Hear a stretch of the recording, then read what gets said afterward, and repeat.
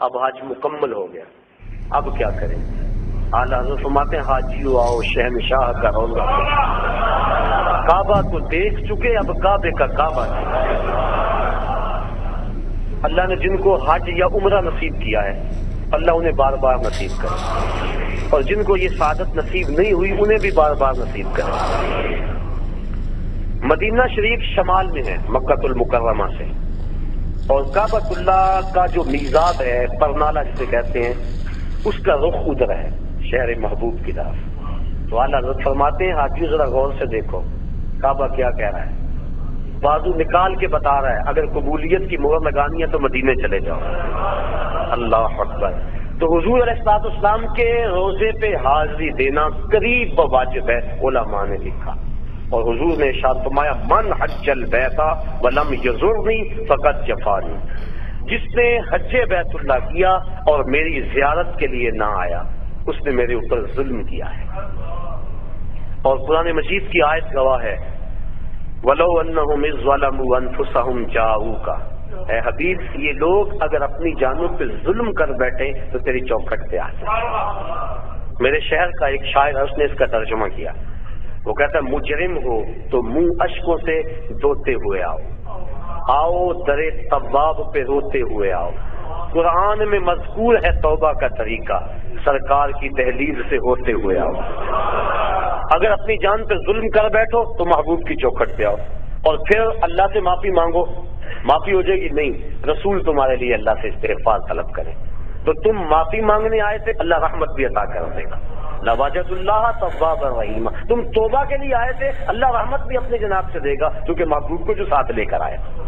اللہ اکبر۔ یہ حضور کی ظاہری حیات میں بھی تھا، مسجد نبوی میں استوان ابی لبابہ اس میں گواہ ہے کہ حضرت ابو لبابہ نے اپنے آپ کو بندھوا دیا اور قسم کھائی جب تک حضور نہیں کھولیں گے میں اپنے آپ کو نہیں کھلواؤں گا۔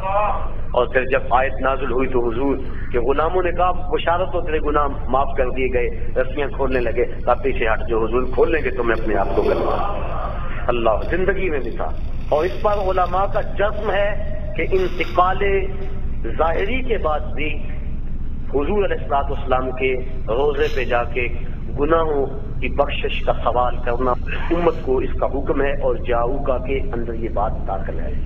ابن کثیر مکی نے اس واقعہ کو بیان کیا ہے، الجامعہ لحکام القرآن کے اندر امام قرطبی نے بھی لکھا ہے، صاحب مدارک نے بھی لکھا ہے، اور بھی علماء نے کتاب الشامل کے اندر بھی بہت سارے درجنوں علماء نے بلکہ مفسرین کی ایک جماعت نے اس بات کو بیان کیا ہے کہ حضرت امام عطابی رحمۃ اللہ تعالی علیہ کہتے ہیں کہ میں حضور کے روزے کے پاس بیٹھا تھا، ایک شخص آیا اور کہنے لگا کہ حضور میں اللہ کا یہ فرمان پڑھ کے کہ اگر اپنی جانوں پہ ظلم کر بیٹھو تو آپ کی چوکھٹ پہ آؤ، میں حاضر ہو گیا، اب میرے گناہوں کی بخشش چاہیے۔ اور اس نے 2 شعر پڑھے۔ امام عطابی کہتے ہیں کہ وہ فریاد کر کے چلا گیا، وہ چلا گیا تو میری آنکھ لگ گئی، آنکھ لگی تو مقدر جاگ اٹھا، حضور کی زیارت نصیب ہوئی۔ میں بتا چکا ہوں، میرے سامعین اس بات کو جانتے ہیں کہ حضور نے فرمایا جس نے مجھے خواب میں دیکھا اس نے مجھے ہی دیکھا، شیطان خواب میں آ کر بھی میری مثل ہونے کا دعویٰ نہیں کر سکتا۔ دوسری بات، حضور فرمایا جس نے مجھے خواب میں دیکھا من رآنی فی المنام فسیرانی فی الیقظہ، وہ ان قریب جاگتے بھی دیکھ لے گا۔ تیسری بات، جس کے خواب میں حضور آئے حضور قصد اور مرضی سے آئے۔ اور چوتھی بات کہ خواب میں اگر کسی کو حضور نے کچھ عطا کیا تو وہ محض وہم اور گمان نہیں تھا، حقیقت تھی۔ اگر وہ سیری کو چادر ملی صبح اٹھے تو کندھوں پہ موجود تھی۔ شاہ ولی اللہ محدث دہلوی فرماتے ہیں، اور یہ تمام مکاتب فکر کے نزدیک معتبر ہے، فرماتے ہیں کہ خواب میں میرے والد شاہ عبد الرحیم رحمۃ اللہ تعالی علیہ کو حضور نے اپنے 2 بال عطا کیے، جب صبح اٹھے تو سرانے پہ موجود تھے، اور وہ ان کی زیارت لوگوں کو کروایا کرتے تھے۔ اور آپ فرماتے ہیں کہ جب ہم اس صندوق کو ہم لے کے چلتے تھے جس میں وہ بال تھے تو بدلی سایہ کیا کرتے تھے۔ تو حضور نے خواب میں اگر کسی کو کچھ عطا کیا تو وہ حقیقت میں عطا کیا، جو فرمایا وہ حق فرمایا۔ اور در ثمین فی مبشرات النبی الامین کے نام سے مارکیٹ کے اندر کتاب دستیاب ہے، جو شاہ ولی اللہ محدث دہلوی نے اپنے والد سے منقول روایات نقل کی ہیں جو خواب میں انہوں نے حضور سے سنی تھی اور ان کو انہوں نے حدیث قرار دیا ہے۔ اللہ اکبر۔ تو امام عطابی کہتے ہیں کہ میں سو گیا، مقدر جاگا، حضور کی زیارت ہوئی، اور حضور نے فرمایا قم یا عتق والحق العرابی فبشرہ بالجنہ، آیا تبھی اٹھو اور جو دیہاتی یہاں بھی آیا تو اس کو ڈھونڈو، جب مل جائے تو میری طرف سے جنت کی بشارت دے دو۔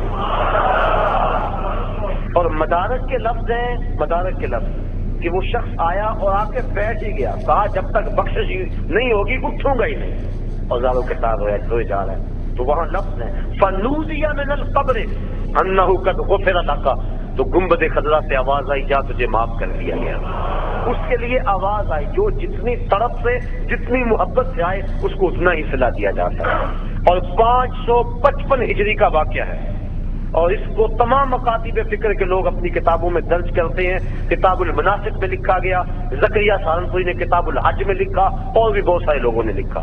حضرت شیخ احمد رفاعی رحمۃ اللہ تعالی علیہ بہت بڑے بزرگ ہوئے ہیں اور حضور کی اولاد سے تھے، کثرت سے درود پڑھا کرتے تھے۔ پھر حاضری کا موقع ملا، حضور کے روضے کے سامنے جا کے کھڑے ہوئے، عرض کی حضور پہلے آپ کے بیٹے کی روح آیا کرتی تھی اور آپ کا روحانی جواب پہنچتا تھا، آج جسم آ گیا، اور آج میں نے جو ہے وہ جواب اس انداز کا لینا ہے۔ 70,000 آدمی مسجد نبوی میں موجود تھے۔ حضرت غوث اعظم شیخ عبد القادر جیلانی رحمۃ اللہ تعالی علیہ فرماتے ہیں اتفاق سے میں بھی وہاں موجود تھا۔